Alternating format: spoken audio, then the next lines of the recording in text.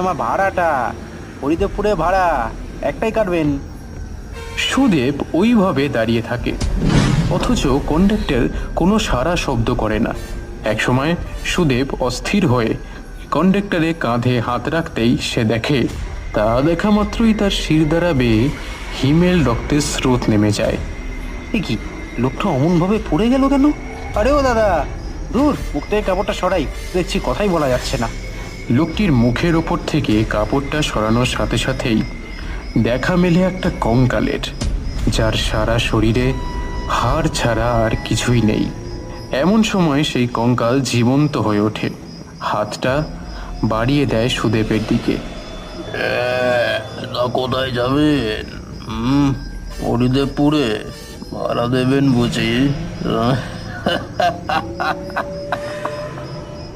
এই দৃশ্য দেখবার পর সুদেবের